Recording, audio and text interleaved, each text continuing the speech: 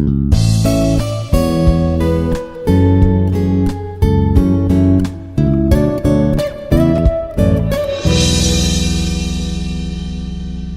all, myself Dr. M. Laxmidevi, Associate Professor in the Department of CSCDS at Institute of Aeronautical Engineering. In this video lecture, we'll see the definition and terminologies associated with pointers. So pointer is a concept of C programming language. Let us see what are the various definitions of. Let us see the various definitions related with pointer. So first one, pointers. Let us see the definition of pointer. So pointers are variables that store the memory address of another variable. So it is also a variable, but it is different from a variable that it stores the address of another variable. So they provide a way to indirectly access and manipulate data by referring to the memory location where the data is stored. For example, consider this line. So we have declared one variable and assigned a value 10 to x. So int x is equal to 10 here. Next in this line, what we are doing here is we are assigning the address of this to pointer variable. So when we declare a variable in this way, so this is called as a pointer variable. So we can do it in two lines also. So int star ptr. So this means that, so this is the symbol which is used to declare that it is a pointer variable. And then ptr is equal to ampersand of x. So since it is a pointer variable, it needs to store the address of some other variable. So in this way, we can assign the address to the pointer variable, or in a single line, we can write it as, we can declare the pointer variable and assign the address also in the same line. So both are correct here. So here in this, we have two operators, address of operator. Next one is dereference operator. So let us see first one, address of operator. So what is address of operator means? It is ampersand symbol. So it is used to obtain the memory address of the variable. It returns a pointer to the variable. So for example, consider here. So here this is the address operator which is used here. So this specifies that address of x is stored in the pointer variable ptr. Next one is dereference operator. So here this one is the dereference operator. It is used to access the value stored at the memory address pointed to by ptr. For example, consider these three statements. So this will hold. So this is a pointer variable which holds the value of which holds the address of x variable. So when you write it in this way, when you assign the value of this to integer variable value, now value is holding the, now this stores the value 10. So now with the help of this, we can modify the value of x. Next, null pointer.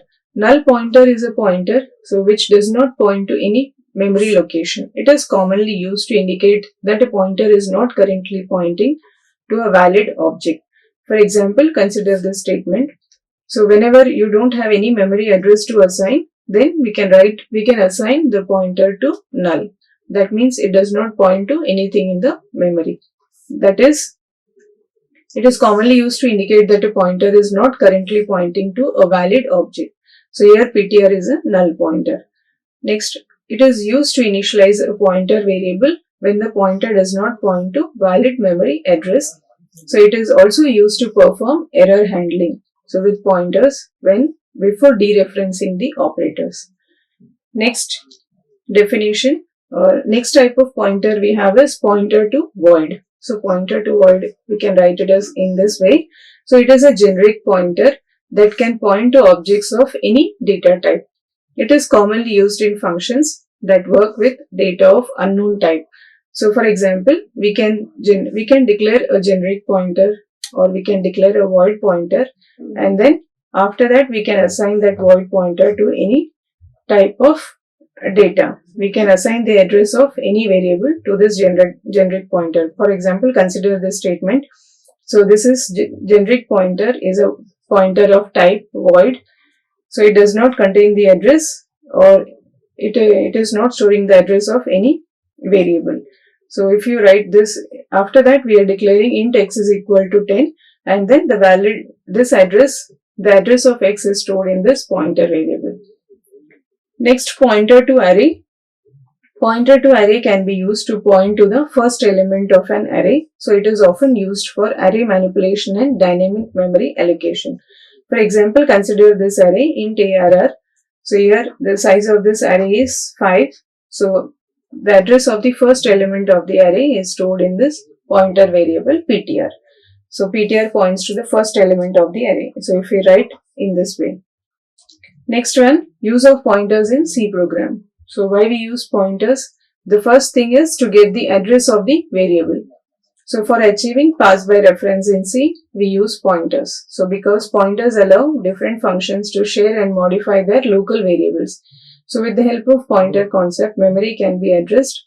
Memory address of the variable can be accessed. So we can actually modify the variables to pass large data structures so that complete copy of the structure can be avoided.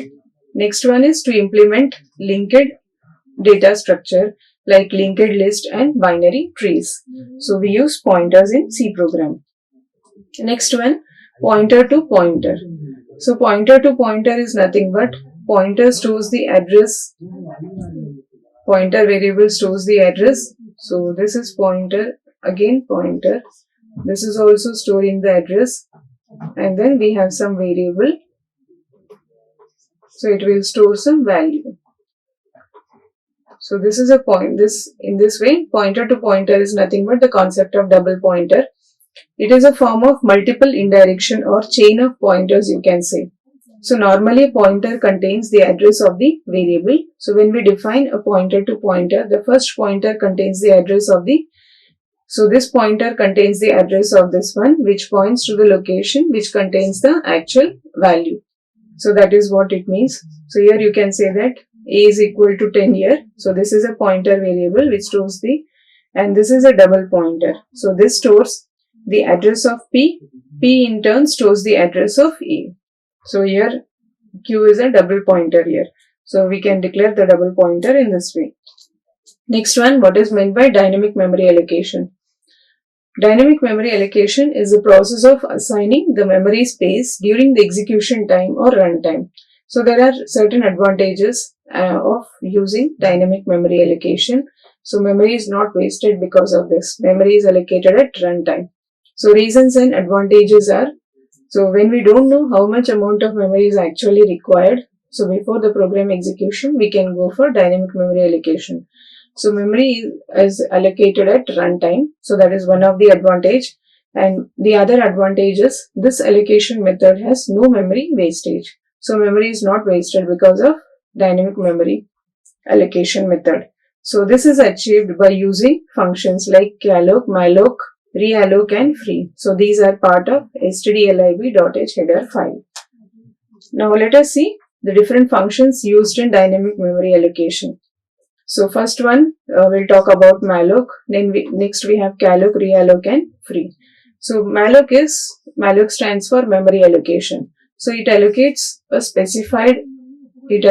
single block of memory, or it is used to allocate a specified number of bytes of memory from the heap. So during dynamic memory allocation, it will allocate the memory in heap. So it is a region of memory separate from program stack and global variables. So this is how we can use malloc function. So you have to write malloc is a keyword which is used to allocate the memory dynamically, and this determines the size of what amount of memory is required, and this declares it will return a pointer, and then after that this stores the point. This is nothing but the pointer which stores the address of the first byte of the memory which is allocated. Next one, the other function which is used is calloc function. It stands for contiguous allocation. So it is used to allocate a specified number of blocks of memory. So both are same, calloc and malloc. So they will allocate specified block of memory. But here it will allocate specified blocks of memory, each with specified size from the heap. So here also memory is allocated in the heap. So it initializes the allocated memory to 0. So for example, this is the syntax to use calloc function, calloc, and then this is the difference between calloc and malloc is calloc requires 2 arguments as compared to 1 which is required in malloc function. So this is the number integer variable. So 5 blocks of, and each block has this much size. So each block has this much size of memory. Next, realloc function. Realloc function is reallocate the memory. So realloc function is used to change the size of previously allocated block of memory which has been allocated by calloc or malloc. So it can be used to resize the memory which was previously allocated with malloc or calloc. So this is the syntax to use realloc function. Realloc, and then it requires 2 arguments, the pointer variable and then the new size. Next is free.